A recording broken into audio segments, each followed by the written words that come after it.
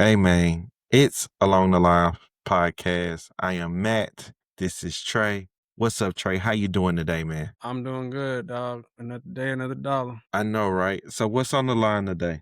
Today, we're gonna take it beyond the lines. We're gonna talk about the happiness that men receive, about men's happiness. We're gonna talk about the lifestyle that our lifestyle we was raised on isn't the same as the lifestyle our kids was raised on. But I'm still So gonna hit different. y'all off with some of the NBA scores, stats, keep y'all up to date. So jump back on the Thursday. The Magic beat the Hornets. Wizards lost to the Thunder, of course. Yeah, Warriors took a L to the Bucks. And the Spurs, who still undefeated, beat the Heat. So, but on that day, what was that? Let me see. On Thursday, some of the highest performers, you got Victor Wembanyama with 27 points, 18 rebounds. Rollins from Milwaukee dropped 32. Is he a rookie or a sophomore? Nah, he been in the league maybe 3 or 4 years. Uh, Cause he was with the Warriors, he was with Washington, and now he with the Bucks. Shea dropped 31. Bam dropped 31 because it's Bam's team. 31 and 10 rebounds. Yeah, because Tyler's hurt. Yeah, all right. All right, we might try to And Bam taking a leap too. because it's Bam's team, bro. I'm trying to tell you this. But you be on What? that. You be on that, bro. All right, anyways, and then I would love for it to be Bam's team, but it's not at the moment. what was that? On Friday, it's Friday. We ain't got no job. You ain't got Friday. The Celtics beat the Sixers by 1. Hawks beat the Pacers by 20. This is NBA Cup games. Yes, yes. Raptors beat the Cavs. And the Bulls whooped up on the Knicks. Hey, ain't the Bulls undefeated as well? Yeah. Yep. I think the Bulls undefeated too, and they playing the Knicks right now. I was watching a little bit of that before I turned on the movie. And then the Lakers whooped up on the Grizzlies. They didn't Luca whoop up on Luca's the back. Grizzlies. Hey, all right. They beat the Grizzlies. They don't whoop up on them like SB. Get it correct, man. Don't be disrespectful in how you name these stats, bro. Yeah, the Suns beat the Jazz. And the Trailblazers beat the Nuggets. Hey, low key, the Trailblazers are decent. They're a nice team to watch. Apparently, And then the Clippers beat the Pelicans by 2. So top performers from that night, you got Luka the Don coming back, dropping 44. stop calling him Luca the Don. That's his nickname. That ain't his nickname. Who gave him that nickname? I don't know. It just I appeared. ain't never heard nobody call him Luca the Don. All right, Luka the But you, Don. Luka the Don got 44 points with ain't nothing wrong 12. with Don. Just Bro, can you Luca. stop being rude? Okay, my bad. My bad. All right, we're gonna try this again. Luka the Don scored 44 points and 12 rebounds, 6 assists. D Book had 36, 9 assists, 6 Well, we rebounds. know he can put up We buckets. know that. That's all he could do. Kawhi, 34, 5 assists, 5 rebounds. Hey, Giddy, 32, 9 assists, 10 rebounds. And Tyrese Maxey, 26, 14 assists, 8 rebounds. The Giddy contract is starting to look like a steal. I think it's like 4 years, 100 million. I It's mean, starting to look like a steal, bro. that's still decent. He Not in wasn't, today's NBA. but And he where he going, like if he continues to play like this, he's like in the all-star realm, right? hey, where he's going is not where he's been. But I get what you're saying, but it's gonna look like a steal, It right? should because when he came over, he was not like leading the team. You saw I I know what hear you're you. saying. It's a That's what I'm steal. saying. Just like when Steph contract at first, right? Well, his second His second contract, contract, his it was rookie a extension. Yeah. it was a Yeah. steal. I yeah, because he wasn't yeah, I get what you're saying. I'm just saying it's a good contract for the Bulls. That's all I'm saying. All right. I'm Yeah. not saying he deserved more. I'm just saying it looks like a steal now. Yeah. So then yesterday, the Kings, finally got a win against the Bucks by 2. Right after they beat the Warriors. Bullshit. Timberwolves beat the Hornets. You feel me? Magic beat the Wizards. Pacers beat the Warriors. You know what? I'm just tired of them. I'm tired of them. Hey, bro, get it off your chest. Nah, I have to because let me tell you something. I understand the NBA gave them this crazy schedule. They only get 2 days off. I think they off today, they off tomorrow, and then they play Tuesday. This is the only time they get 2 days off in a row in the month of November. Cool, I understand that. But godly, you got to play with some type of pride. And I watched that game, and they looked uninterested. they looked old, and they looked like I don't know, Steph was played awfully. Terrible. And he was like a negative, like I ain't even talking about like how bad he shot. Because normally when Steph shoots poorly, he still is a plus and a plus minus. He had a negative plus minus. We was down when he went out the game and was up 10 when he came back in the game and then lost the game. Well, we know it might be some of that betting scandals going on with Wardell. Okay, don't All even right. start those rumors. That's don't even start those rumors. But yeah, I think yeah, man, I think that I don't know. They just old, uninterested, and just you can't lose the games you're supposed to win. Definitely supposed to win against the Pacers right now. They were supposed to beat the Pacers and the Bucks because Giannis didn't play. Like you can't lose the games you're supposed to win. And so like last year, 2 years ago, they lost the games that they were supposed to win, which put them, but they ended up in the as the sixth seed. Last year, they won the games they were supposed to win, but still lost a lot of games, ended up as the seventh seed. I don't know what's gonna happen with these fools. Well, that's They supposed gotta to they your gotta boy's play with supposed to some more pick up pride. and take over, dog. That's what he's there. He's the young guy supposed to pick them up when they need their energy player. That's why he ain't gonna get the money he Who wants. Kaminga. I don't know, man. I don't it's hard for me to blame it on Kaminga because when he does try to do those things, this is just dumb, right? And so it's like he has to play within the system to really be like consistently effective. We can't ask him to go back and forth, right? I think that's part of the issue of his fit is we're asking him to go back and forth, and then when it's not time for him to like be ball dominant, he it's harder for him to switch. He's still young, and so I don't think that's fair to him to ask him to go back and forth like that. Like when he's been playing well this season, he's been playing within the system.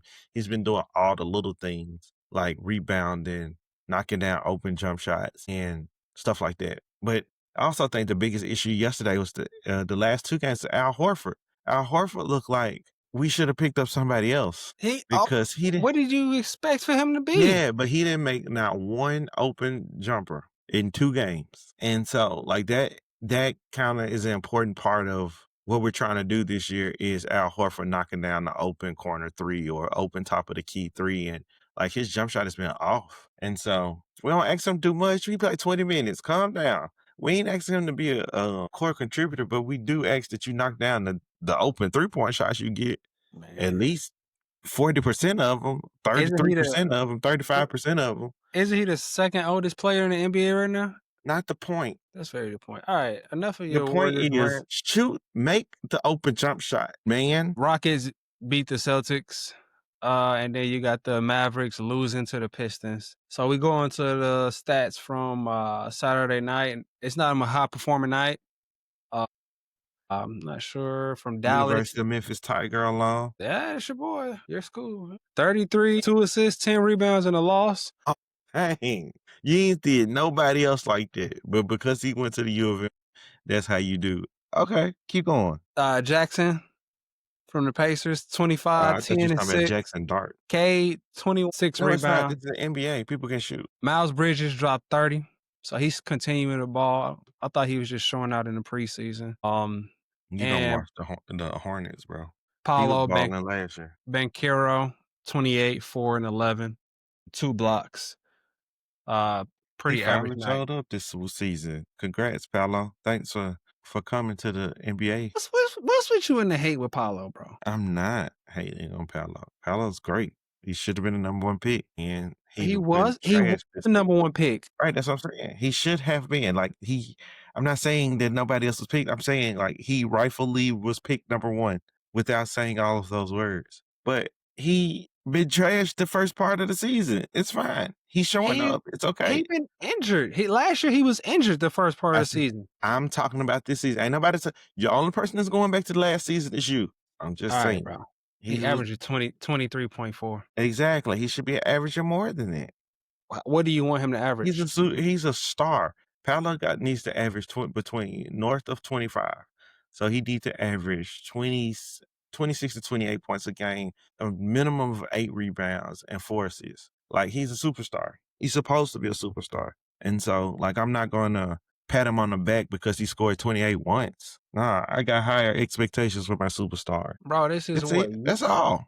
That's it's it. Is year 4 for him? That don't mean anything. And it's time. Alright, Who you bro. think gonna lead us against Paris in 2028? Stop. You know who it is. He in Minnesota. Yeah, but he needs somebody else. And that other guy is in Indiana. They are both short, bro. Come on. You missing it. You We got need Paolo JT. to You step got up. We need JT. Chet to step up. Ain't nobody AD gonna be hurt.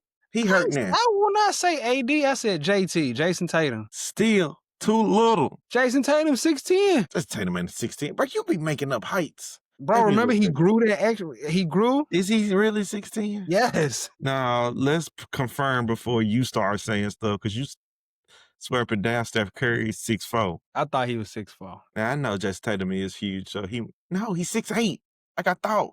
Jason Oh Tatum my 6'8". god, the NBA had him listed as 6'10". He's 6'8". Jason So Tatum is 6'8". anybody out there listening, right? Can y'all confirm that Jason Tatum was once listed at 6'10"? All I know is, don't you tell me how tall anybody is no more, okay? We just gonna look it up. What's You got Paolo? it, Oh, bro. Benchero. He's 6'10". Let's see. Let me check. Okay, Paolo is 16. Yeah, and actually, he ain't tall enough either. So we got to get us some footers, We bro. don't have no American centers, bro. You got How tall is Chet? 7'1". I'm not asking you. What's Chet last name? Holmgren. Just type in CHET, bro. How to spell Chet? It is right. 7'1", like I said. 7'1". You didn't say 7'1". You I said 7. 1. Come on, man. All right, man. Nobody got time to argue with you. You just upset because your Warriors been getting their ass whooped the past couple of games. So you want to take this animosity out on me. I am upset that the Warriors been getting their ass whooped. I am not taking that animosity out on you. Where is Zach Edey from? I believe he's American, but nobody want his sorry ass. That's not the point. He's too slow. Nope, he's Canadian. Yeah. Go up there with Shea. So he's going to be on their team. So I think he was supposed to play in this Olympics, but he ended up sitting out because he was going to the NBA. But good for him. Yeah. Nobody cares. Well, you gotta chill and stop talking mess about my Memphis Grizzlies, bro. Chill out. Yeah, I don't like him because he went to Purdue. It has nothing to do with him being on the Memphis Grizzlies. It's because he went to Purdue. What does that have to do with you? I don't like Let's Purdue. just talk about that. Why? This unpack this. What does No, we're not Purdue? about. What is your No, Purdue hate? I don't want to. No, because I want to understand. Because all you people from Indiana and Illinois always hate on Purdue folks, and I don't understand. So mine is personal. All right, we'll go through. It's a little short story. All right. Well, I graduated high school with 4.0, 4.1. So it was a little higher, right? I applied for Purdue. I swear that man will take every opportunity to brag on himself. I don't. I graduated with 4.1, a little bit higher actually. That Hey, man, all right, anyways, okay, all I'm Steph, saying is, Ja, so shoot like Steph, athleticism like yeah, Ja, don't and forget. as Hey, intelligent so as Albert Einstein. I applied for the school, and they was like, "Your GPA." They said everything was good. My GPA wasn't high enough to get in. I said, "What the what?" So my GPA is not high enough, but whatever. I digress. I ended up getting a scholarship to another school, Detroit Mercy. So I was going to use I was going to try to be like a walk on for their track team. Mm. Um, and now I do all that, but I did have like a scholarship I can go to any school in Indiana for free, but I ended up going to Detroit, which was the best thing for me because I only did a year there in Detroit and then end up going down the military path. Oh, But I yeah, didn't know that. yeah. I thought you got out of the, I thought you finished school and then went to the military. Nah, I did a year at Detroit, then left, and joined the military. Well, one of these days we have to talk about why. What made you choose that versus? Yeah, I ain't saying that over the internet. Okay.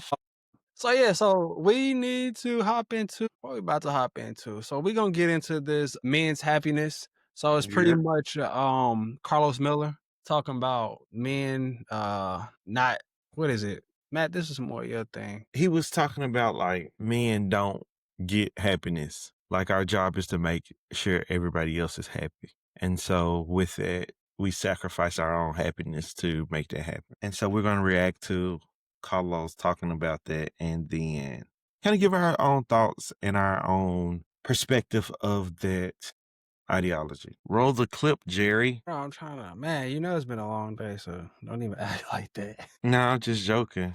That's why I called you Jerry. Of the happiness you gonna have to give up to make sure the family good. That's part of our journey as men. And you start to realize that, okay, that feeling, that emptiness, that hurt that I had, that's nothing. Cause I know that I can deal with it. I can take that pain. If that means my son gonna be straight, my daughter gonna be happy, my wife good, I'll take that for them. And a lot of men don't get to that point as fast as I guess the world wants us to. Do you feel like that's gonna have an effect on you where it's like you're the only person in the household that's suffering, that's not getting an outlet or somebody to lean on? Hey man, that's why your dad cry when you get grown and you tell him you love him. Mm. That's why granddaddy sit there and he don't know what to say when you say, "I love you, Papa." He just now he didn't know that moment was the one that was gonna make him, you know what I mean? Sacrificing for this family for the last 40 years. Is that healthy? So let No, me tell you, yeah, so let me say my we don't valid, know. so my addiction comes in the form of when I walk in the house and my daughter running to me and my son face light up when he see me. Yeah. Those small things is my validation. Now I'm different. Say it. I need to hear you say it. Why should it only be the women that are getting that throughout their life, and we have to wait until we're in our rocking chair to finally get that verbal Who validation? is that? I think 'Cause after that Joe accent come is in the life crazy. to show me. There's certain parts of the happiness. Yeah, man, that's deep. Why you clicking and clacking? Oh, we That can shit hear that all of loud. that. My bad. My bad. My bad. Mouse gets stuck, ain't it?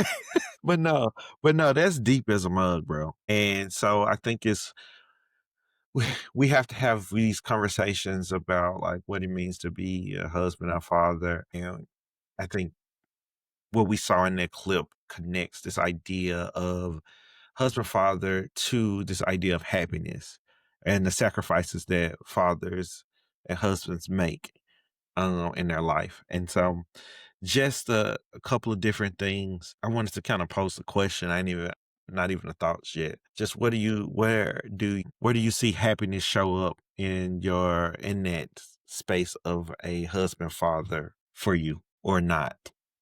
Where does it show up? Mm-hmm. That's tough.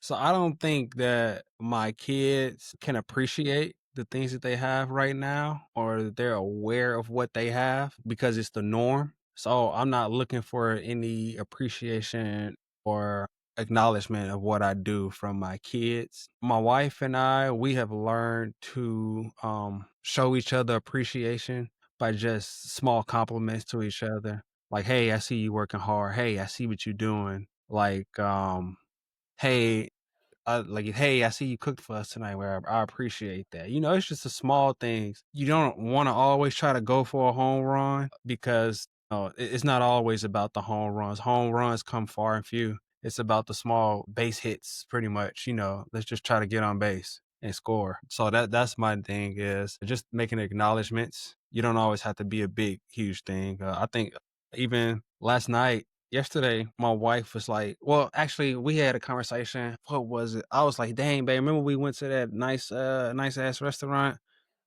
And she made a little statement, was like, yeah, we was going out, but it's been far and few lately. So I was like, dang, I've been slipping. So that's me, her happiness, the little small stuff, little small date nights. Yesterday, it was like, hey, let's go somewhere, right? I cleaned up the house. I let her relax, and I was like, hey, find somewhere else to go. And we just went to a little taco shop, little not a shop, but a little taco restaurant, ate, came back home and relaxed and watched TV. And so that's happiness for me right now. It's just spending quality time with my wife, seeing my wife happy, making sure that she fulfill her dreams, whatever it is. So me right now, my peace and happiness come from seeing her being happy because I'm really complacent. I'm not saying like I'm not complacent in life, but I've accomplished the primary things that I want to do. So the major things can wait because I can make those things happen whenever. So that's just me right now. My happiness right now is just seeing my wife happy, seeing my kids happy. But I'm really waiting for my kids to get grown and living on their own so they can be like, dang, dad, yeah, you and moms did this for us. I really appreciate, y'all doing this and that for us. But that's a really long time. It That's a is. real long It time. is, but, it's being a parent is a marathon. It is. And I think this is good because we were very different here. So, like, I don't know if this is like, so for me, happiness is kind of like it has to be a fulfillment type thing.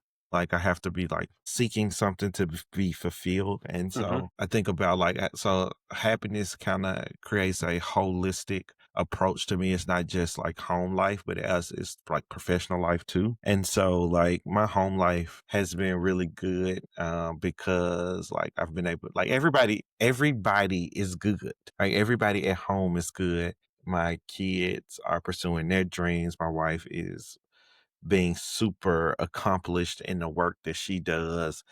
Like she's like at yeah, I can't even say that. She's super accomplished in the work that she does.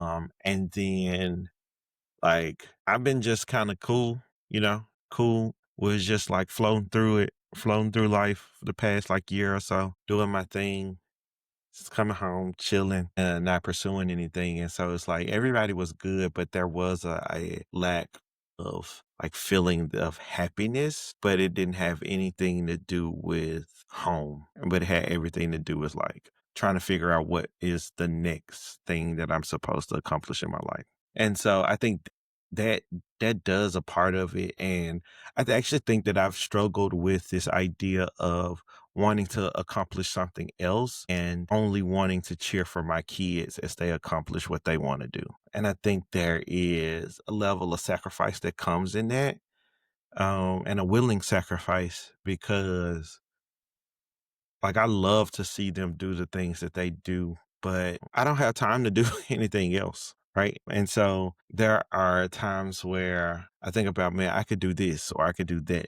And what that requires of me either not be able to show up for them in a certain way or stay up really late to do that thing Mhm. or get up really early to do that thing. So it requires some sacrifice from me in order to do it all. And I think that is sometimes the struggle of a father. Is that we want to do it all. We want to be this like big provider. And I think in my mind, it's never enough. To me, yeah, for me, what we have is never enough. And so which over this time, you'll understand that I struggle with contentment. So like nothing is ever enough. And so like I feel like I need to give more. I need to provide more for my family at all times. And so my wife is a really good balance for me. She'd be like, no, we're fine. But my thoughts is always to provide more. But I ain't gonna wait until they get grown to hear their satisfaction.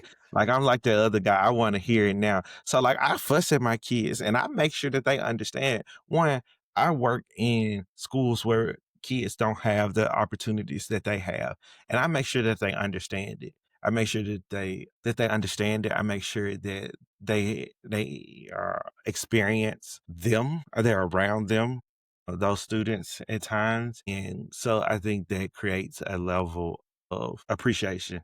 And I don't know, my son, he's a boy. Have no idea. I don't think he understands anything that's happening about that. But my daughter is very cognitive of this. Conscious of this is a better word. Conscious of this, just like she can like an experience that she's had multiple of. Like one of her friends had never done that. And the first time they were able to do that was with us. It's a small thing. It's not even like a life changing thing, but it's a small thing. And my daughter was able to articulate like her thankfulness that she's been able to do this multiple times. But she was also able to articulate that she was thankful that this person got to do this with us.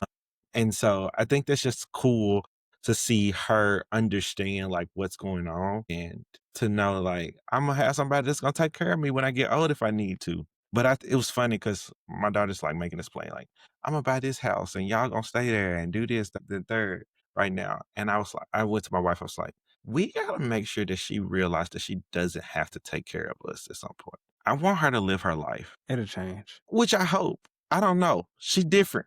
You've met her. Yeah, yeah. Nah, that's their age group, so because I think Okay. that my child who's around the same age is gonna he's the caring one, right? Uh-huh. And shout out to you and my wife for making me aware that that's just who he is, Mhm. right? So I try to be like, "Man, why you act like that?" You know? What is Yeah. it? That's just who he is. I've tried not to deter him from being who he is, you know? But on another note, I'm gonna go back to something you said about constantly pursuing, and pretty much what you said was you can't enjoy the now. Yeah. You're always chasing the more, right? You're Mhm. always chasing. So here was my eye opener for enjoying now and what I work for. So in my 20s, I went to school to get my bachelor's, right? So I did join the military, but then I was like, man, I need to get out. So I hit school hard, right? During that time, it was like some like my daughter was she was kind of like neglected, right? Because I was in school, my wife was in school, and then we had babies, more kids. And so it was like she was kind of neglected. Not in the sense of like she still we took care of her, you know, but it was just like the attention wasn't there. So me as a parent, I feel bad that there was that time when she was neglected. So also with my oldest son, there's time when he was neglected as well because I was career chasing, right? You know, trying to do all that. But now I've learned like, hey, bro, you in a decent spot, right? And you're good enough and young enough to where by the time they get older, right, you can start pursuing your career heavily again, right? So we don't really need anything right now. But I mean, I am still bettering myself, right? Because I am still in school again, but in the same time, most of my attention goes to my family. So I just had that eye opener awakening that, hey, you need to enjoy this moment with your kids. Give them the things that you felt like you missed, which was a lot of just be there for them all the time. Cause my parents, they had to work all the time, you know, and I appreciate and love my parents, but you know, that just made me who I am. And that's gonna roll into our second segment on don't put your trauma on your kids. But Yeah. that was just my eye opener, Matt, is that No, it's funny because I want to kind of like continue that conversation because I think where we differ is it's like in my head, I think I can do both. In my head, I feel like I've been successful at doing both. And the issue hasn't been being able, like, I guess, like, yeah, there are some things that I can sacrifice that I feel like I have to sacrifice in order to do both, like in some ways. But I think the biggest issue is like, I don't know what is next. And so like, that's the biggest thing that I think is the hindrance for me. But I do think that I can do both. And like, my thing is like when they leave, I also want to leave and do other stuff. Like, you know, like when they done, I want to be done. When they're done in school and all this stuff, like I don't I say this, but I don't necessarily do the things that I need to do to make this happen. But I want to like retire around 50. And so there are things that I can do now to help that to make that be for real. But I do. I want to be close but to what it. would you do? See me, I don't want to stop working. Yeah, I know. I want to. You want me to tell you what I would do? Here's the thing. This is probably the problematic part of it. Like, I don't know what they're gonna be doing, but whatever they're doing, I want to make sure that I'm able to see it at every twist and turn, to be able to cheer them on, to be able to be there when they need me, when they need to call me and things like that. And so I don't want to be tied down to a job during that time where I can just be, you know, there for them in a way, you know? So I I think don't that's know. where our careers, right? I don't know the words to say, but so like my career, I can be wherever I want to be, right? And Yeah. still, you know, be effective. So like, cause my wife has a whole post kid life plan for us already. Yeah. Like she's like, we're going to buy one of those. We're going to buy an RV and travel. I was like, I all right. hear so many people that want to do that. They want to buy RVs and travel. But she ain't like one of them RVs that attach to a vehicle. Like No, she wanted the she want a RV house RV. on wheels, and it must be going for like 300, $400,000. And you know, you ever see the Eddie Murphy stand up? He's talking about when you ain't had no crackers in a long time. You just like, okay, No, but it sounds funny. yeah. So she be selling you stuff, and I'm like, okay, Yeah, whatever you want to do. yeah. But nah, but I'll send her random clips of different RVs I'll see. Like, it's nice. You know, I seen Yeah, one RV, it had like 5 TVs in it. I don't know what you need 5 TVs in an RV for, but but they had them. yeah, so, that's but back to what we were saying, I think our careers, right? It makes it's a difference. Like me, it's like I don't mind working. I wanna keep working when my kids are out the house. I think you wanna be like you got like that financial freedom thing going on, but I can't see you may not be working for a company, but you'll still be working because you're so driven to, pursue different goals. I can't see that stopping. That's just who you are. And then also what y'all need to realize is that even though Matt and even myself saying that like we do a whole lot of stuff with careers and all that stuff, we are very involved in our children's lives. I think more it's crazy how involved we are. You wanna run down the weekend? Because we can run down the Go weekend. ahead, tell the people about your weekend, bro. So Friday, we hosted a Halloween party for our kids' friends who we just happened to be friends with their parents. So it wasn't the worst thing. So, yeah, so our kids' friends, but our kids were friends first. Then we became friends with their parents. Yeah. So we hosted a party for that. We walked around trick or treating too. Then Saturday morning, my son had a basketball game at 9, which he had played 2 games back to back. It was so funny because I love basketball so much. It's like his grandparents took him and my daughter, and I stayed at the gym and watched some more basketball for like another 2 hours. And then we came home, we took everybody shopping at Sam's Club. Shout out to Sam's Club. And then we went to bed, and guess what? We woke up and we did basketball again today for another couple of hours. And then me and my wife sat down and she said, what do they have next week? I said, my son got something every day except Thursday, but I'm gonna pick him up and he gonna come to school with me after school because I got something. And my daughter has something Monday, Tuesday, and Thursday. And so And I'm gonna be real. This was a light weekend for you. yeah, It yeah. was a light Yeah, we weekend. just didn't have no tournaments and like no performances. So I was trying to figure out why. Yeah, my wife had a wedding, so she wasn't even with us on Saturday. I'm trying to figure out why my daughter at school ain't having them perform like cheer at the basketball games. Cause I'm like, why we pay this money for this if they not gonna cheer but 3 times? Come on, y'all. I need y'all to get it together. Yeah, that's crazy. But yeah, I mean, and so it's like, but here's the thing, I enjoy doing it. I enjoy doing it. I can't wait to get to the weekends to do this stuff. I can't wait to get off work to go to be a part of whatever we have in that afternoon. True, my son's gonna probably have a conflict on Wednesday because I think both of his teams are gonna practice this Wednesday, so that's gonna be fun. But yeah, man, So I just don't know. circle back around, full circle, 360. Um, you received the love that's needed for you to keep pushing to be a great father, great husband. Hmm. Yeah. So I think that Carlos is a little older, which means his parents and grandparents are a little older. But I think now we've changed it to where I think society Does has he have changed it. kids? I He don't got I don't kids, yeah. I don't really dig into people's personal life like that. That's Well, I mostly think if they're giving certain type of advice, we should know a little bit about them, right? They're making a statement on something. We should expect that they have experience in that thing. he's probably he's probably preaching from his experience because he said he told his granddad that he Yeah, loved him, you know? yeah, I hear that. I just wonder because I think that's where I think it's a little bit different because of I don't know. I feel like it got really deep, but I don't think it is necessarily that hard. I don't know. I don't know what I'm trying to say. But keep going with what you were saying. I lost track, bro. You know, once I start talking, it kind of squirrel.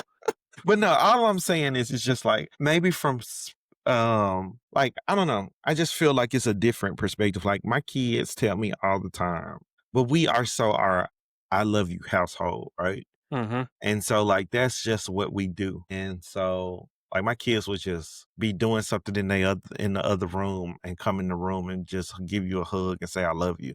Right. And that's just because my wife and I will also be doing something, then go in the room, hug our kids and just tell them we love them. And so like we get from that household. And so and if I feel an ungrateful attitude or bone in this house, my wife and I are both like this. We going off. We going off. You still got babies, dog. I know, but we going off. Man, No, it happens. 4th grade girls is nothing nice. 4th yeah. grade girls are nothing nice. High school girls, can give them a run for their money. I'm pretty sure you're right.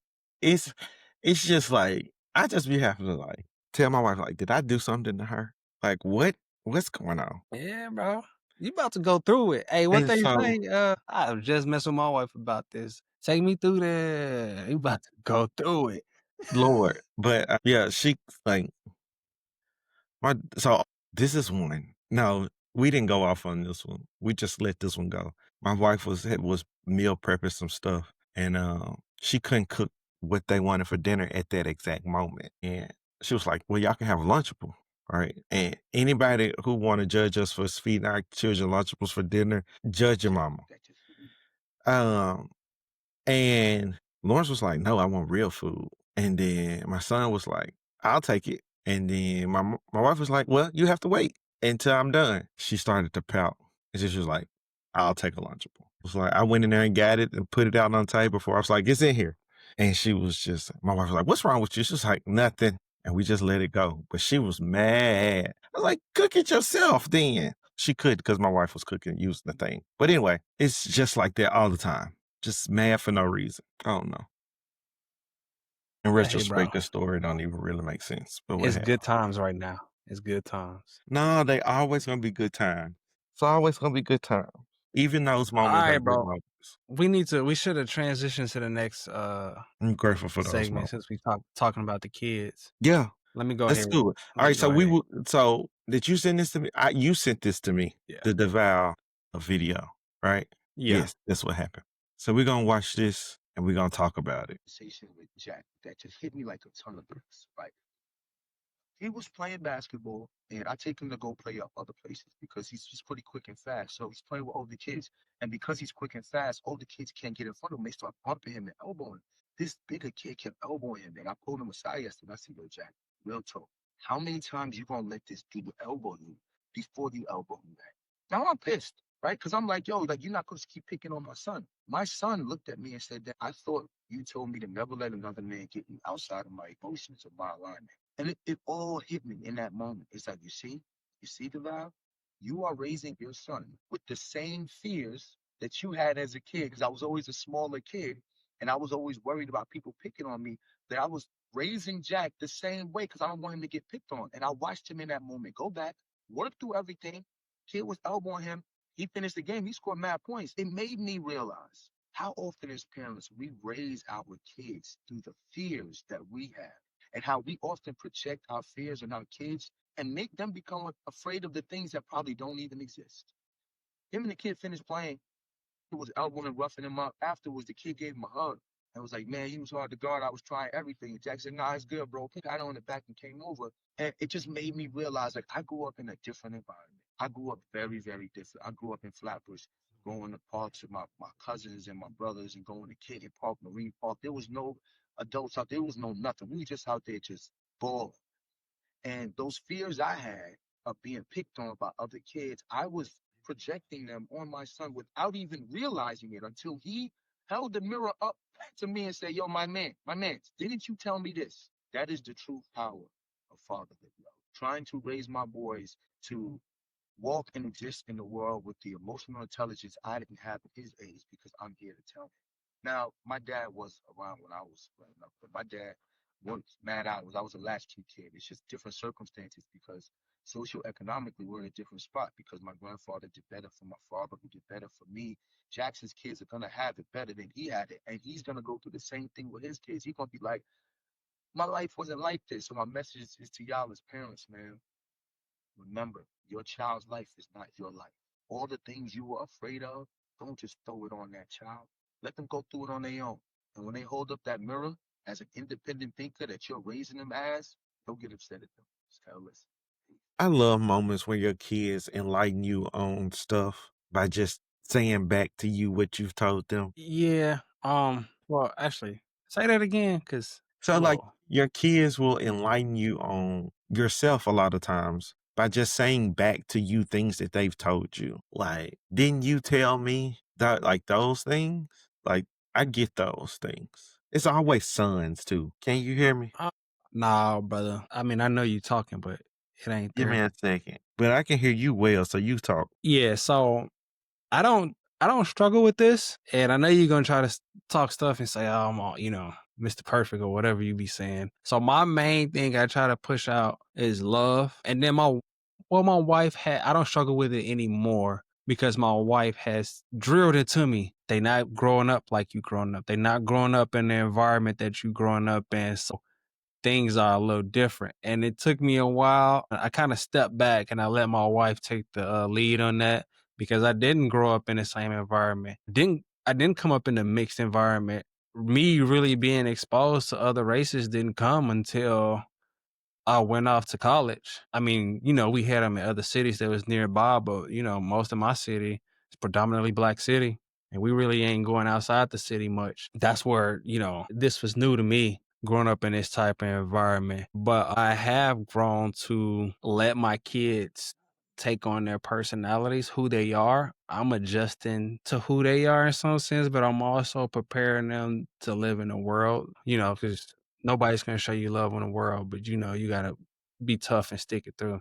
But I am letting them be who they are, and it's shocking me. Like for thing, never in a million years I thought that I would be listening to country music with my kids. Never in a million years I thought that I would be going to guitar lessons with my son. We just don't do that. We wasn't raised to do that. So I am not being stuck inside of a box. I'm open to whatever my kids want to do. I'm allowing them to do that.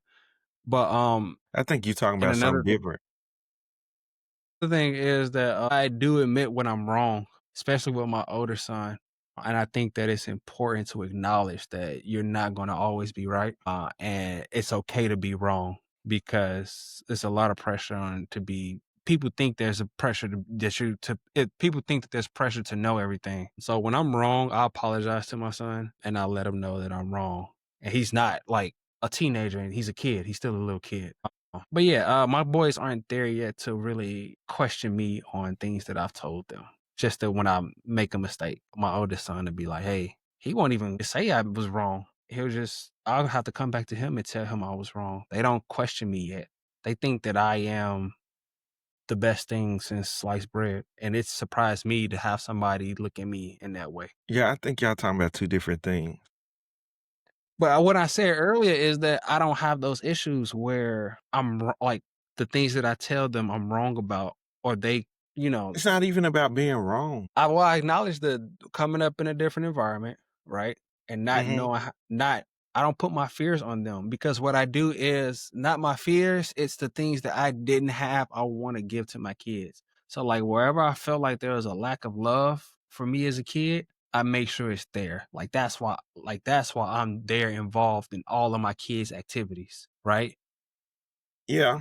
That's why I left the military because a month after my first son was born, they deployed me, and I was like, "Oh, I'll never miss anything like this again in their lives." Yeah, I think it has a lot more to do with the things that we intentionally teach through verbally, and the things that we actually indirectly teach through action. And so I don't think it's not as so the Val was having this super like metacognitive moment, right? I don't necessarily know if he understood in the moment when he was talking to his son Jackson about like that he was upset about this one thing because of his childhood thing. And so like I don't necessarily I think it has more to do with like not necessarily our fear, I guess our fears, but our trauma too, right? And so like there are some things that maybe they haven't gotten to. And I think if we dive deeper into it and over time, I'll be able to say, this is one of those things that we were talking about. Okay. So like I can tell you one for me, right? And so, like I tell you about the like how important blackness is for me and teaching blackness to my kids, right? Right. We are hold on, I'm trying to figure out the right word to use when I categorize my family. Multi-ethnic. I don't know. We're a biracial family. There you go. Here we go. Let's go with that. I don't think that's the right word. And so my kids are biracial, but I do think that my prioritization of this is because of my own trauma. Prioritization of Blackness is because of my own trauma, because of like the way that I grew up, growing up in two different places, growing up in the heart of Memphis, in South Memphis, but also growing up and going to school in the suburbs of Memphis and having to continue to have to learn how to code switch, to continue to have, and then being light skinned with blue eyes or green eyes or whatever, like having to always defend my Blackness or always having to answer questions about the race of my father, my mother, because most everybody knew my dad and things like that. And so that is a very direct correlation to my own trauma that I am either trying to teach my kids differently or teach them the same, if you will. And so I don't necessarily think that it's that cut and dry with you, but I do think that we all as parents do this in some form of way, just because that's just what people do. We teach from our experiences, no matter how hard we try to go back on it. Like it's a thing that we do and we have to be watchful of it and decide if we want to continue to move in it. Like I've decided that I'm going to continue to do it regardless because like it's a huge, I think it's more than my trauma. I think it's the societal thing too. But I think we have to be watchful of it and decide if we want to choose to continue to teach our kids that way or step back and, not allow it to happen in that form or fashion. Man, I wish I could think a little bit clearer than what I am right now, but yeah. So I have someone who works with me about my parenting skills, right? Mhm. It's my wife, right? Mhm. So anytime she talks to me about a lot about how I need to parent our children because she's aware of who I am, how I am, and where I've come from, right? And me being an optimistic person, right? It doesn't get to me the first time she tells me, but over time it works for me. A lot of my trauma, as far as my childhood trauma, I don't see myself passing it on because I think like I don't want to give the trauma. I'm aware of it. Some of the stuff like I do around my house intentionally because they are in the neighborhood that they are and they need to know just some ignorant stuff. Like the way I talk to my kids at home, I don't think everybody talks to their kids the way I talk to my kids. But that's intentionally because I don't, I want them to be able to verbally defend themselves, or I don't want them to be verbally weak, mentally weak. If somebody try to And there it cyberbully them, is.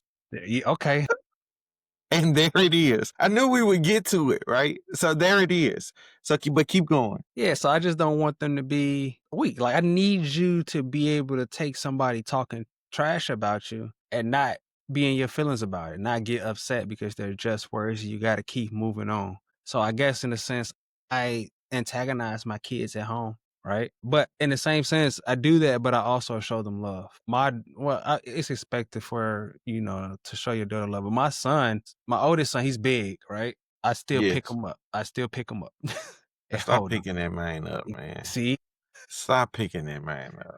I but get I get not. picking up the youngest, but I pick everybody up in the house and give them hugs and kisses, dog, because it's important for me to show them love because I don't want them to feel like they need love, bro, because that's what happened to most males. They grow up, go looking for love in the wrong places because they don't have that love at home. So I'm smart enough and I'm aware to know that kids needs love. Males need love. Even grown men need love because a lot of grown men still have these daddy issues that they carry, this trauma that they carry over.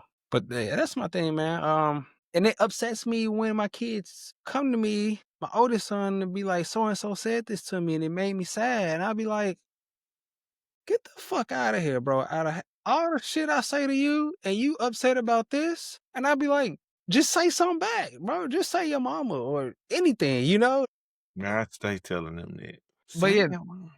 I'm just say something. Don't come to me telling me that somebody said something to you. That's why I be checking with my kids. But they do it at home. But yeah, your child do it. Well, I don't know. He does it with his friends, but does he do it with a stranger who's being, an asshole to him? Nah, my son, he gonna tell. He gonna tell because we try to tell him to use his words first. Be like, use your words first, then tell. But Yeah. Don't come he tell me. He gonna go tell he gonna his teacher. So don't tell no, because it was, hey, you either handle your business or when you get home, you get your ass whooped. Like, there he goes But again. I don't, but here's the thing though. It doesn't happen in my house because they're not me. They're not in my environment, bro. They don't have to worry about getting into a fight when they go to school, walking to school, getting into a fight. Like they can go to school thinking about education and having fun. I went to school thinking about, man, who I gotta fight to. I might have to fight somebody today. You know what I'm saying? Like I used to have to get ready, listen to Lil Scrappy, get hyping myself up. You know what I'm saying? Not saying that like I want no hoe or nothing, but I was like, sometimes you just don't want to. Sometimes you just want to be chill and relax and enjoy life. What you gotta walk around stressed out all the time. My kids don't have to do with that because I worked hard, not me, my wife and I worked hard so they wouldn't have to go through those things so they can live the life that they live. And I hope that as they get older that they work hard and provide their kids with a better life. But what scares me is that they have it so nice, right?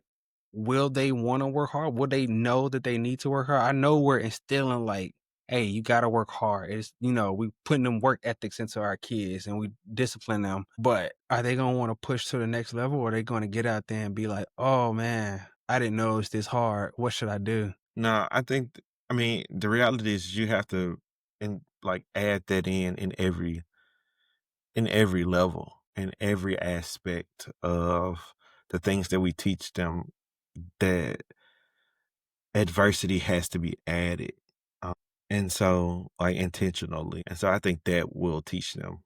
That will teach them what you have to do. And the reality is the biggest point that your kids should be getting out of the sports that you put them in is those key elements to life, right? That's what I was watching a video on Instagram, and he was like, the different things where the way black people and white people approach sports are very different. Where black people try to use sports as a way out or a way to Yeah. for upward mobility, whereas white people try to extract the characteristics from sport for life. And so it's also intentional. So you have to be intentional about having those conversations about like, nah, I need you to work hard, right? It's not necessarily about doing this, that, and the third. We might have those things as goals, but it's about working hard. Like, I'm so glad that I'm annoyed and glad that they combined the team where my son plays basketball, but I'm more excited about it because that creates additional adversity because we went from having 6 to 12 players, right? And so like that creates a different adversity. And guess what? We're not going nowhere. We're not going nowhere. So you either going to have to figure it out and figure out how you get on the court or you're going to sit. That's it. We're not going anywhere. And so I think that is a way and that's the same thing about life, right? You're going to either be successful by working hard and understanding and getting better at what you choose to do, or you're going to stay at that entry level position. Simple as that. Simple as that. It's the same thing. It's the same thing. You just got to make sure that you utilize what you're learning in sports for life to compete. It's still competitiveness. And Yep. boy, do I have the most competitive children. Yeah, that's the environment y'all created. You said it. Did we? Yeah, I really did. that's what you said. Sounds But it's like good. It's good. yeah. And so, but yeah, I think that's the thing, man. My kid's super competitive. I'm super competitive. My wife is super competitive, so she chooses not to play games. Like that's how competitive this household is. But my daddy was like that. My daddy was like, man, I beat my mama and spit to the line. It was like if my mom, he used to say this. He used to say, this is a real quote. It was like if I was playing one on one with my mama, I would try to break her back. That's a real quote from my father. So that's the kind of man that raised me. So yeah. So it's probably, but also might be my trauma that I'm putting on my kids, right? And so might be. I don't know. Everything ain't trauma. But you Everything know, ain't trauma. yeah. And so which right now everything is like if we talk about it, there's something that you're going to find on the internet that says everything is trauma. Everything is trauma, but everything ain't trauma, man. Everything No. ain't trauma. But yeah, man, that's the deal on that, man. It's just really important to make make sure your actions meet your words. Don't tell your kids, "Do as I say, not as I do." That's not nope, don't do it.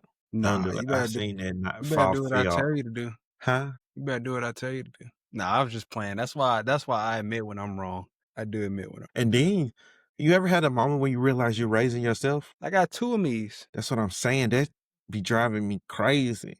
Man, I realized my son is me, and he did me like I did my daddy when I was younger, about, like, I would tell my daddy stuff, and I would be like, "You don't know this, you old, you don't know this." I wouldn't say that out loud, but the way that I would communicate it is like, it wasn't what I was saying, it was how I was saying it. My son did me that way, and I text my daddy and apologize. I said, "I'm sorry." It was like, "What?" I was like, "Your grandson just did me how I used to do you, and I'm sorry." And it's just like, I don't know. I'm raising myself, and I don't like it. I Yeah. don't like that part. I take that back. I got 3 of me. So my daughter, the only way she knows how to communicate with me is talking shit. And now I'm at the point That's like, your bro, first language, though. but now I'm at the point like, all right, bro, you getting a little older now to where you should be able to talk to me and like hold a different type of conversation with me, right? Uh-huh. But she'll do it for like a few seconds and then immediately back to talking shit. And I'm like, bro, I don't want to talk to you no more. You ain't doing talk shit. So I got that. Then I got Metal, my oldest son. He's me as a kid before the outside got to me, before I had to adjust to my environment. And then my youngest son is just me as a teenager. He don't care. He don't give a fuck. He's nice. He's nice. Don't get me wrong, because they get that from their mother. He's sweet. He's nice because he get that from his mother. He don't give a fuck. He gonna do what he want to do. Whatever the consequences are, he gonna take them and then continue to go back to doing whatever it was he was doing. But it's like, it ain't teenage stuff. It's the act. It's the things that you see. It's like, bro, you just got in trouble for this, and you went right back to doing it. Like, you took your discipline and went right back to doing what you was doing, which means you don't care. Which I was like that when I was a teenager. All right, bro, what you gonna suspend me? Do whatever you gotta do. I'm gonna do my time, and then I'll be right back at it. Is it home discipline or school discipline? Those It's are 2 home different things. discipline. No, even when I was at home, like I would be like, all right, what's up? You gonna whoop me? I'll take my whooping, lay low for a little bit, then come right back, spin a block. I think that's just youngest stuff. Maybe. That's I some am the youngest youngest, stuff. yeah. That's just some youngest stuff. Uh, it's yeah. He ain't like that. Well, my kids afraid of me a little bit. They don't want that. They don't want me to be upset. But I Are be they telling them, afraid of like, you, just or they're tell afraid of just making you I sad?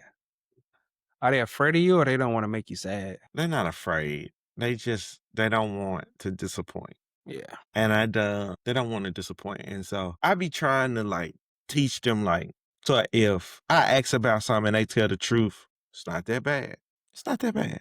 It's like, go to your room. But if I ask about something and they lie, then we got a problem. And Just 9 times wait. out of 10, if I ask about it, I already know. So we've Just been wait. learning.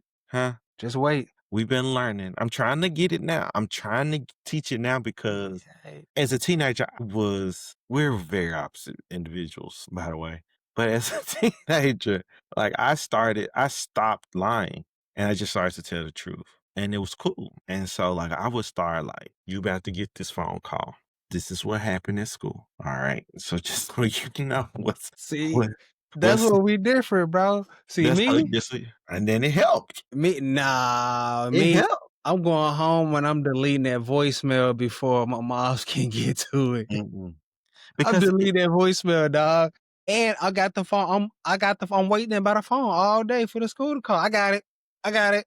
now see Deleting my the mom, deleting the caller ID and everything. It never happened. if Take the she would have phone. found out that I did that, I would have had a black eye. Boy, I used to forge signatures and everything. I used to do that, but I used to tell them. Nah, nope. I was like, I could need to just sign this permission slip or this, that, and the third.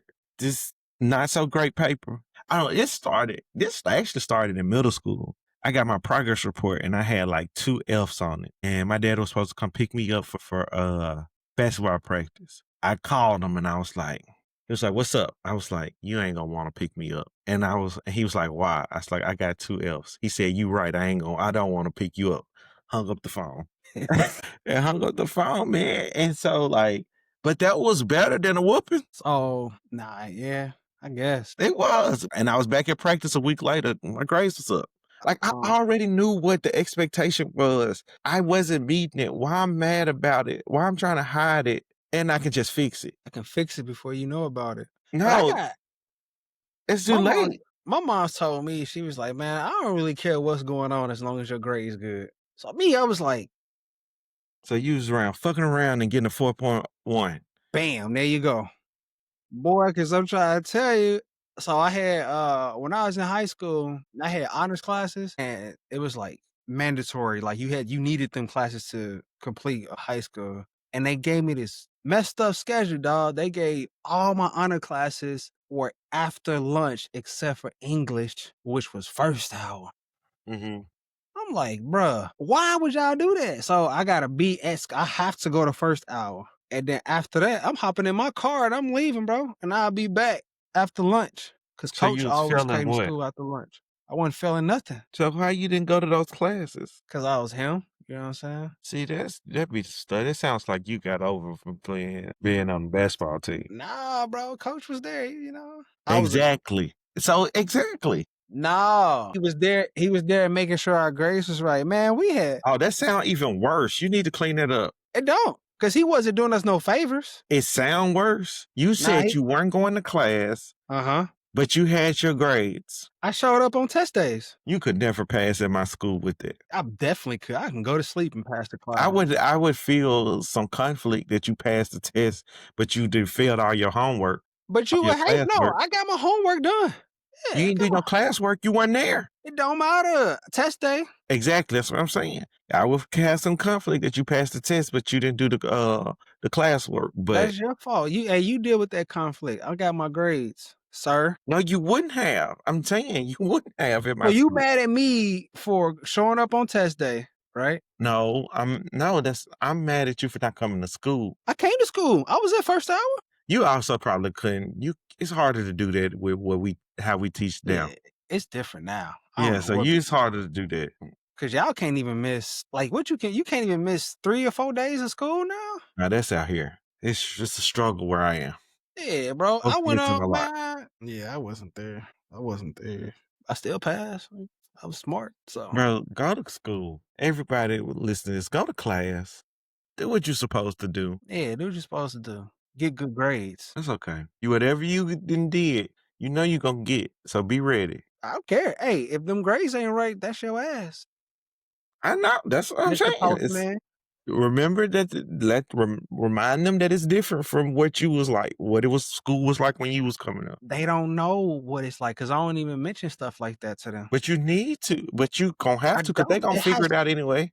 It has nothing to do with hey, all they need to Let me know tell you. is Let me tell you how I know that they gonna do it anyway because they act like you and you ain't tell them. but the deal is they still got hey, them grades need to be right. So if your grades ain't right, You there had will that. and my grades were right. That's what I'm I saying. understand, My but I'm grades are telling you, right. they can't do the same thing you did to get the grades that you got. It's But they different. not coming up in the same where are they gonna go? They miss one class, they get a This phone the school's okay. calling them. First of all, I'm not talking about now. No, We I'm talk talking about older. They miss a class, school's calling. that don't matter. And they not already missed it at that point. So where was you at? We got phones. I'm tracking you. Where you at?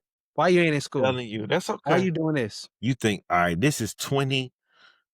This will be 20, 30. 30 something? Bro, you just wait. I'm gonna be at home, bro. I'm gonna You don't know that. That's 10 years away. you think I'm gonna go back into an office and work?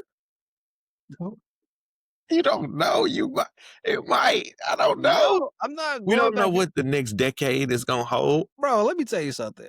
I be tripping myself out because how the hell I be late for work and work is in the next room? Oh my God.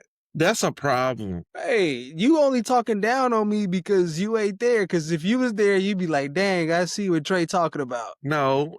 I can't do that. And here, I thought it was just me, but it be other people too. Like other Right? Yeah, people I I can't work do with. it. I can't do that. If Yeah. I'm gonna be honest with you. If I'm ever late to somewhere, I'm intentionally late. You just be walking around the house doing stuff and you be like, oh shit, I gotta work. If I'm ever late, I'm intentionally like it's something that I really I'm either really tired or I'm just intentionally late. And I'm like, I know I'm gonna be like, I'm like, well, I'll be late because I was raised not to be late. My daddy did some damage on me. He did some damage on me. That man, I used to be at high school 30 minutes early. That's good. He's how it's supposed to be. When you gotta show up at the office, at the job, you're supposed to be there. High school. Yeah. There was nowhere for me to go. I Outside? was outside.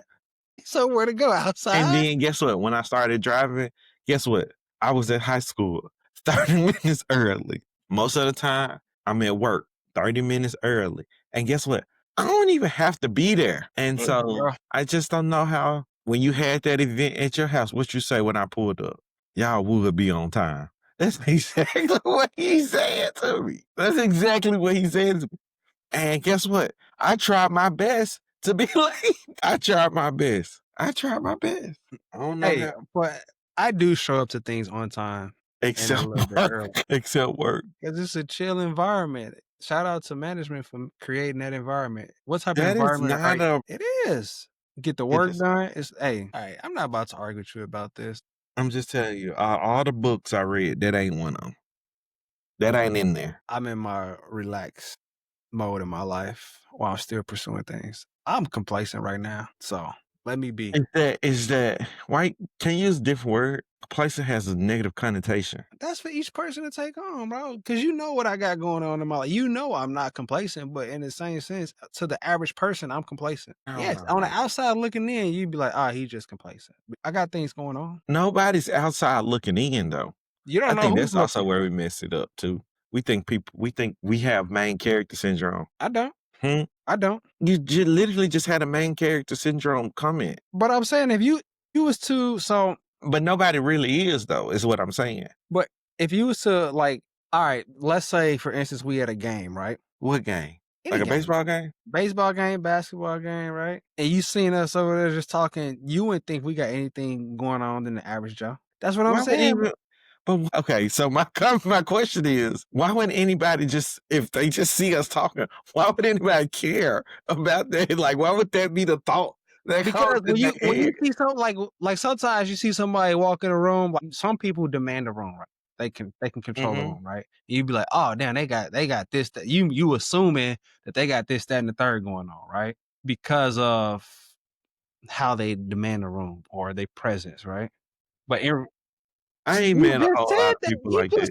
You just said you see when somebody demand a room. You said you've seen people around that, so you think that they have some type of. And I'm saying I ain't met a whole lot of people like that. I'm not saying a whole lot, but you know that there's people like that. I'm trying to think of I can't like name one person that I'm like, ooh, this person commands the room. Because I got main character syndrome and I think I do. Yeah. Hey, So but like I was saying. what? I'm just saying. I ain't gonna. All I right, have to talk myself down. I have to be like, let me try this folks from a don't even different care angle. about you like that. I have to say that to myself. We don't brag about the things that we do often, right? Yeah. But since we're not bragging, it seems like we're not doing anything. How about that? Yeah, that sounds much better. I don't care if you agree with that or not. That was a good I one. don't, but okay. I got That's you. fine. I get what you're saying. I knew you wasn't, because that's just that's who you are. What you trying to say? I'm a argumentative person? Nah, you just don't agree with things from my perspective. Non-agreeable? Yeah, there you go. I think that's a word. So I'm fine with that. I don't care. Bro, nobody thinks you complacent. Let me tell you why. Because nobody ain't thinking about it. All right, I'm clipping it up. It's just the reality of it. No, let me mark this clip. You probably do. It's just like, no, like we always think somebody thinking this, that, and the third of us. We always think we got haters and this, that, and the third. Don't nobody care about you. I don't have haters. You Don't can't nobody hate on. care. You can't hate Ain't on me. There's nobody. nothing to Folks hate on got me too about. much, huh? There's nothing to hate on me about. That's what I'm saying. That's what I'm saying. None of us, though. That's what I'm saying. I ain't gonna say none of us. The majority of us. People are not that interested in our lives. I'm not a hateable person though. What? Okay, fine, Trey. You're not a hateable person. That has nothing to do with my point. I'm gonna be honest with you. I don't really care about your point at this time. See, here we go. Now, here we go. I don't care. Because you got main character syndrome. You don't care about my point because what you need the people to know is that you're not even a person that can be hated on because I'm not hateable. Yeah. Main character syndrome. All right, bro. I ain't got time for this. I ain't got time for it, man.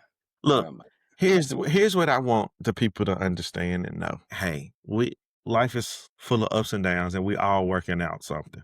We all got something that we working out and we working through. And sometimes you need a good lifeline to help you through that. All we can tell you is through our perspective of how we see the world and how we've tried to overcome the obstacles in our lives. And so hope that what we've shared has been helpful for whoever got an opportunity to listen because that's all we want. We want to just help one person with that's struggling with something that we're struggling with or have struggled with, and want to see hopefully be a word of encouragement to them and provide that lifeline when you need it. All right, y'all. Peace.